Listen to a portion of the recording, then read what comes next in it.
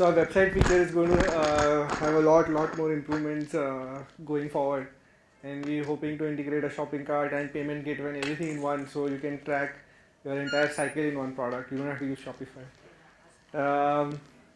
I also like the fact that people use ERP as a synonym for ERP next year. I really love it.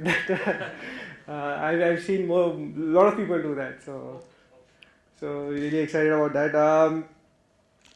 So our next speaker has come all the way from Germany to talk to us, and we met Dominik a couple of months ago.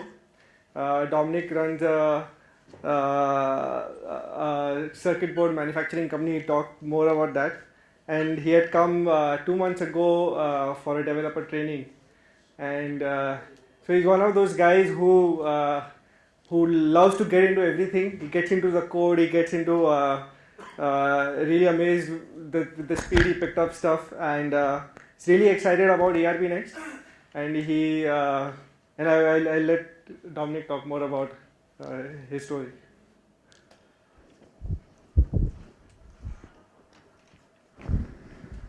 One second, I just have to fix this to my...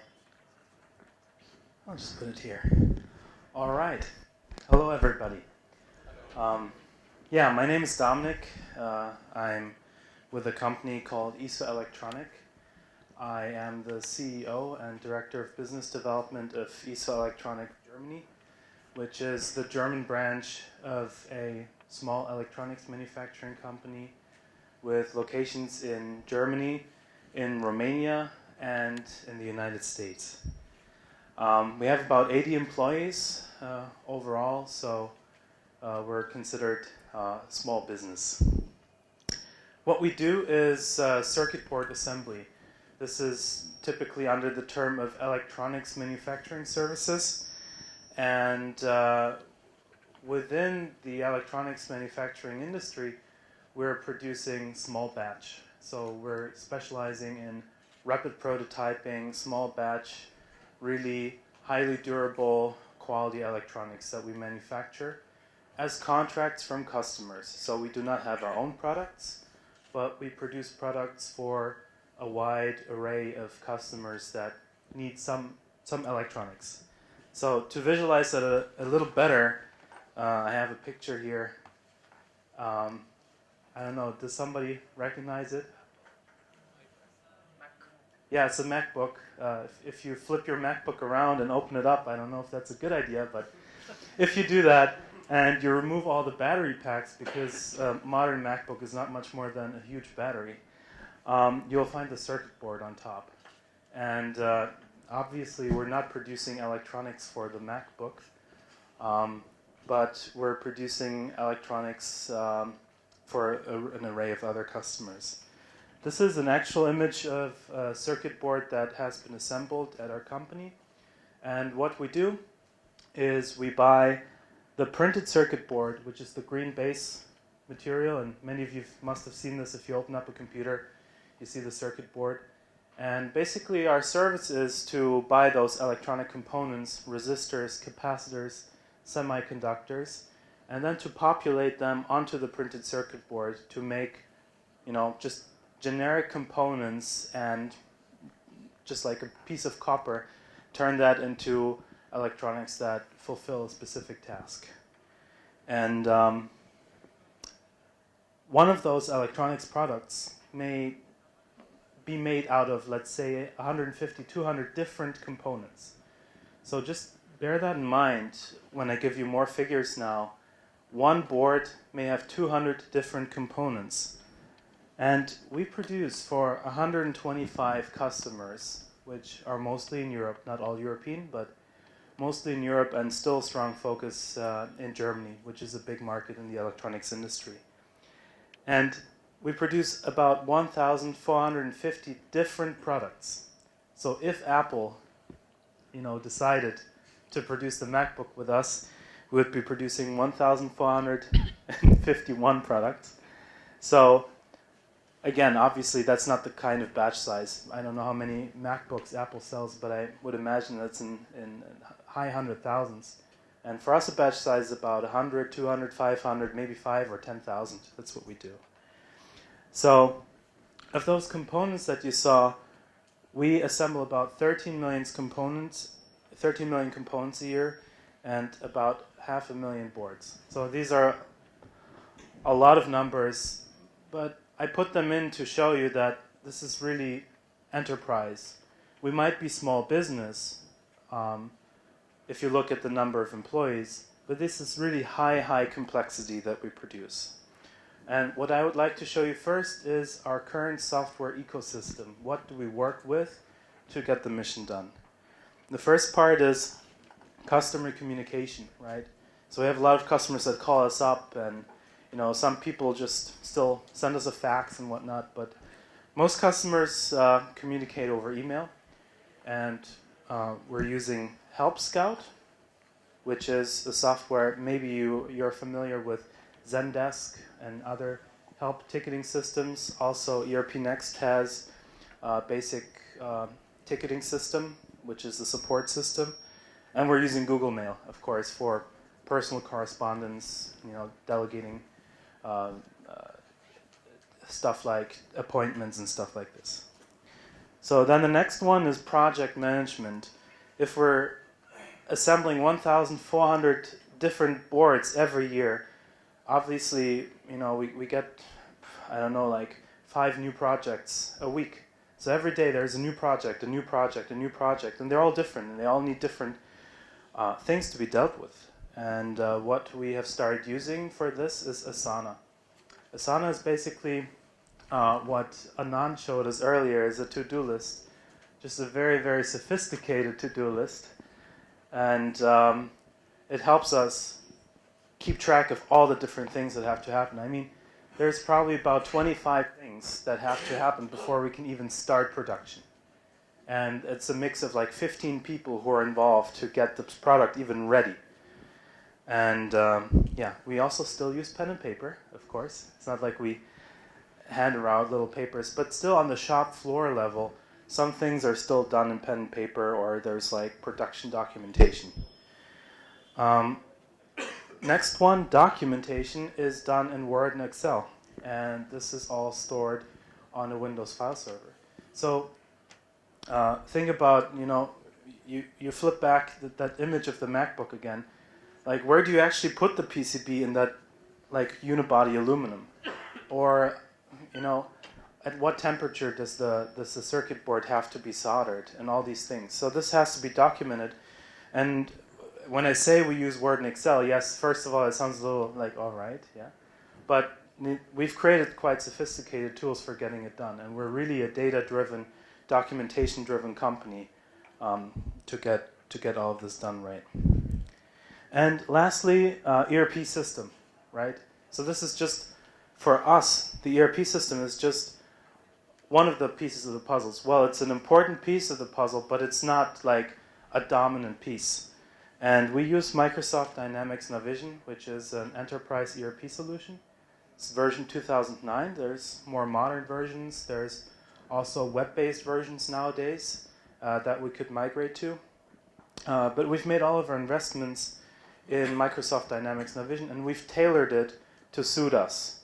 Well, when you hear 2009, you can imagine, it's difficult to imagine the next 10 years of our company working with the software from 2009. And I'm a little bit afraid that we'll end up with a similar situation like these like tally screens that I see there.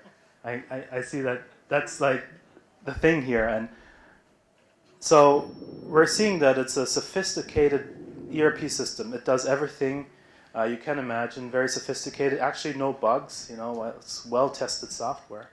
However, it's hard for us to base our whole company on it, because you see the ecosystem is so much. Yeah, you can do to-do lists in Navision too. There's some sort of basic workflows, but it's just not as good as you can do it in another tool.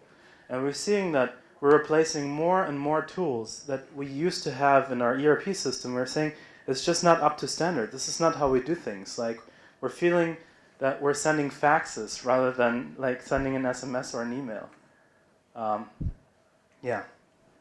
So to give you a little overview again, like I'll go quickly into a few screenshots of the application so you can get an idea. The first one in customer communication is Helpscout. So it's a cool software like Zendesk, but like boiled down to the essential things you need.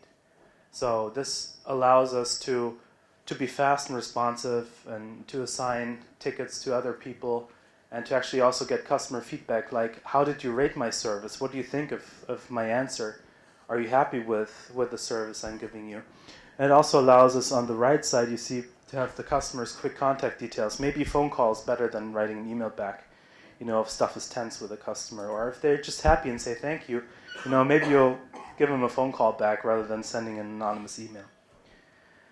The next tool is Google Mail, and I think if I have to explain Google Mail to you, you have to leave the room. And so instead, I'm showing you a picture of my kitten fighting a vacuum robot. So this is where stuff is moving. Project management. We have Asana, right, the to-do list. So here I have a view of my inbox. What are the things I have to do? And trust me, this inbox, I mean, it's not like 1,000 emails a day, but this inbox is always full. Like, what have people done on things that I need to be aware of? And I read it in passing, and I say, okay, got it, okay, got it, okay, got it. So I'm always up to speed. All the stuff that relates, I'm part of it, I get notified of it. So that's really important. And then, of course, like a checklist, like we said, uploading stuff, all the stuff that Anand will hopefully put in the tasks of ERPNext, and then Asana for us is history. ERP system, we use Microsoft Dynamics Navision 2009. It looks all right. It just runs on Windows operating systems, and we're seeing actually first issues of it not running well on Windows 10. So you really see like you're forced to make a move. And if we're going to renew a subscription like this, we're talking about, for a company our size, we're probably talking about $100,000 plus for a basic ERP system. And that's not even including consulting. And finally, we have a system that we call MES. Basically, at every worker station, at every machine, we have little touch notebooks or tablets where people log their times live. So at any given point, like this was yesterday morning when I was arrived here, I just logged in and saw that these 19 orders are being worked on right now. I can see who's working on what. And if customers give me a call, I can tell them, you know, like your project is being worked on. We have five guys and girls on it, and like we're dealing with it, and we're planning to deliver it then. So overall, I think you see that we have a big ecosystem. This is not even including financial accounting, payroll, time logging, like, you know, like when you arrive and punch in and punch out. These are all different systems, and this is the ESO ecosystem that we need to run a shop like this. And now to go back to that, we would like to put ERPNext, or we are currently putting ERPNext at the heart of our software ecosystem. When I think of ERPNext, I don't think of it as just an ERP software. We have an ERP software that works, right? Navision. For us, the ERP system is actually not the highest priority. We will, of course, replace it, but for me, and Anand said this earlier in his presentation, it's a data warehouse. It's the central location with which I can communicate over the REST API, and I can store information in a logical way. And I'm able to replace all these Word documents and Excel documents that I needed to have customer-specific requirements, and like, okay, how thick is the PCB going to be and whatnot.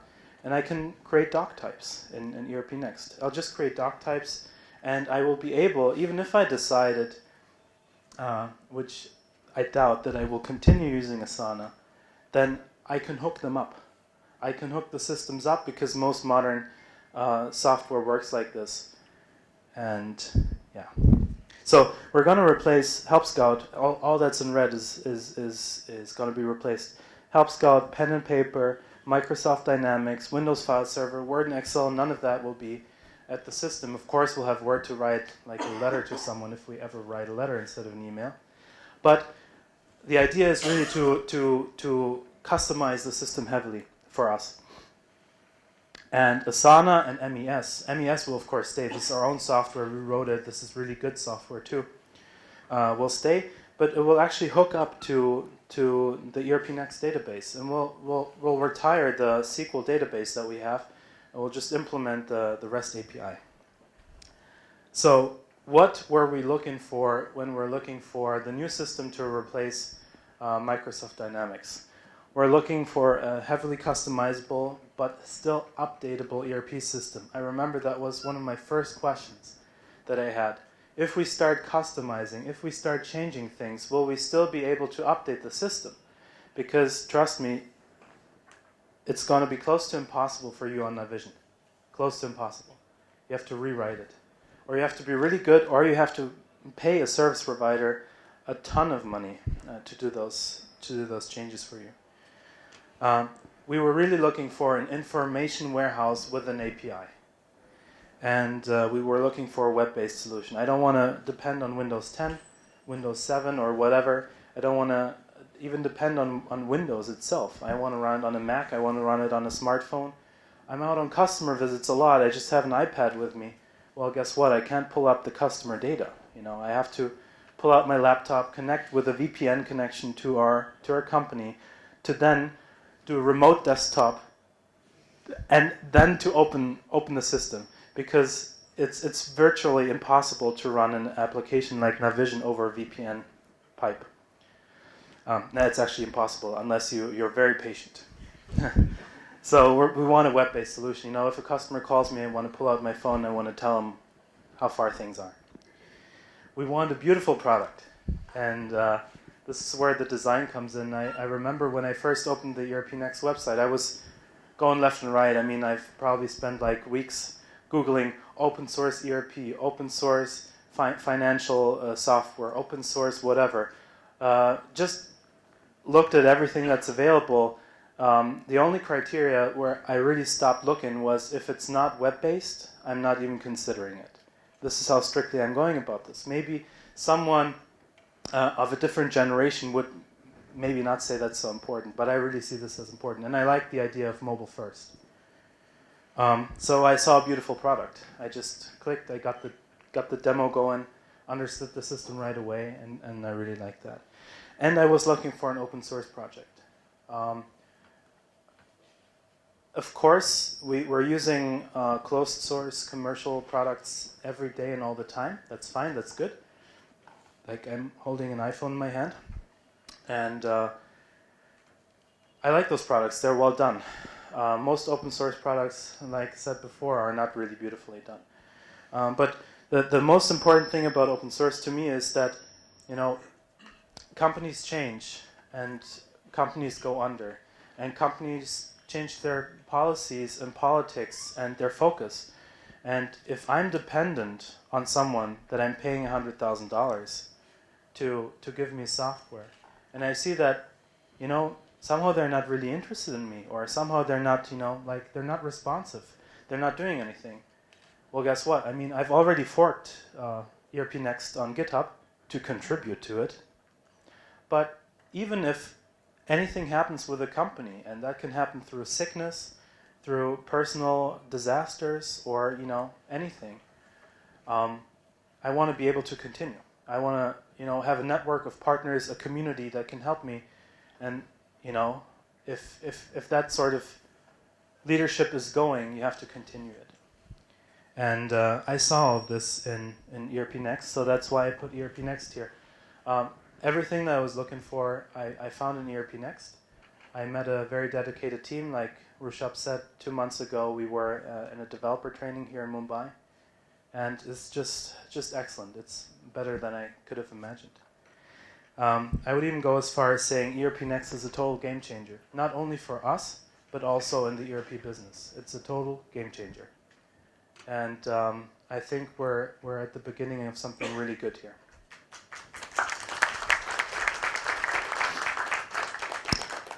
I have one more section that I would like to go into.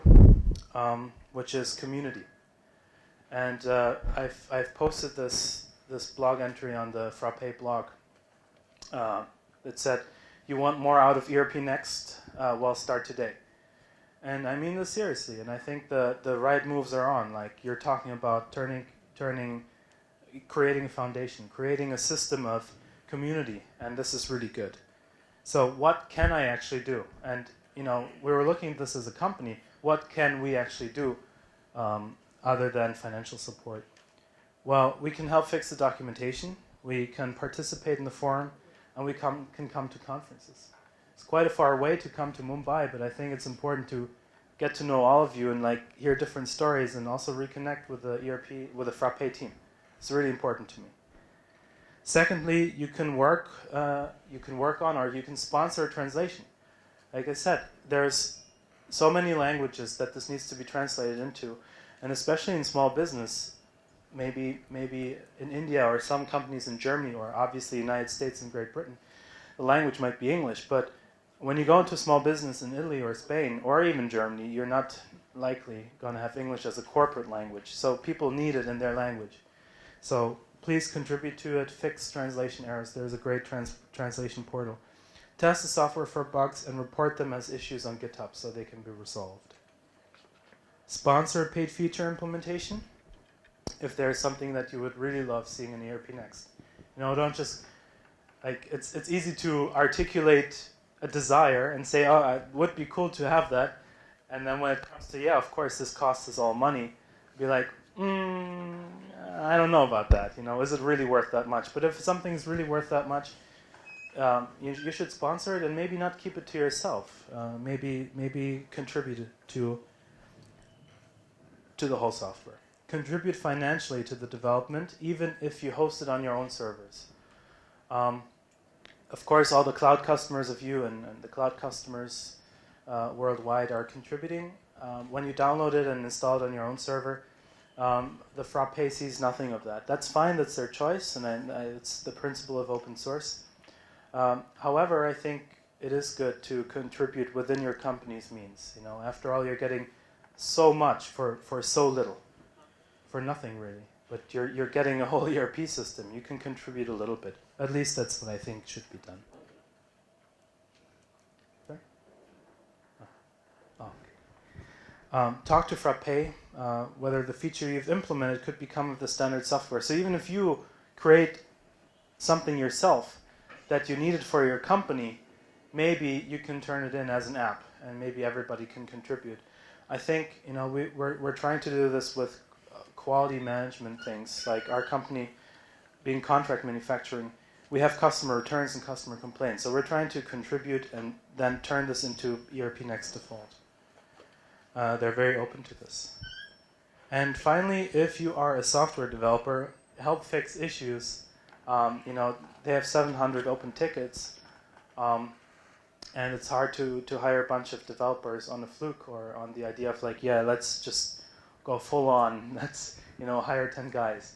This is obviously not going to work. So if you're a developer, maybe look at stuff and you can dedicate a little free time to fix something when you're like, oh, that's easy for me. Fork it on GitHub, create a pull request, and see what happens. So I want to end this and say thank you with another adorable picture of the kitten. Oh, there it's gone. There you go. Thank you very much.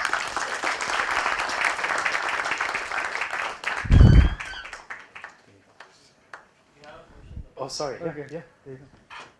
Okay. Hi, Dominik. Hi. Guten Morgen. Guten Morgen. Was machen Sie? See, you had an interest in hardware. Your things for all hardware. Yes. What makes you to sit in this software also? Yeah, so, we're producing hardware. We're also developing hardware. So if customers come to us and say, hey, please invent the Apple Watch, we can do that. Well, they didn't come, but, they could have.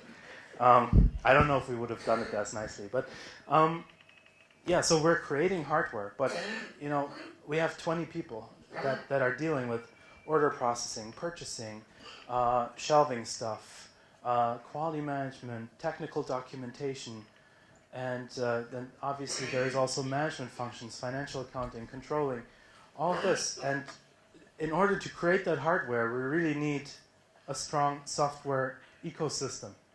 And this is what we have. And I mean, I don't want to talk down what we have. We have a good system, but it can be just so much better with the help of. Yeah, but it's true that goes hand to hand. But it's, so without software, the hardware is not going to work. The hardware is, and the other beauty is that the hardware makes all the thing complex, small. Yeah. And the software makes bigger portion for the information. Yeah, it's true. Hardware and software are completely linked. I mean, when you think of your phone, actually this stuff is so miniaturized that what used to be hardware, logic controllers like, oh, if this happens then that, and then send electricity there and that, is all being condensed. It's all ever more software. I think we hardly ever see a hardware product that doesn't have a microcontroller on it. I mean, everything has it. Maybe like consumer products like a flashlight. I mean, even flashlights have controllers on it. Like everything has it. It's always hard and software mixed. And that's what we're too. Bitteschön.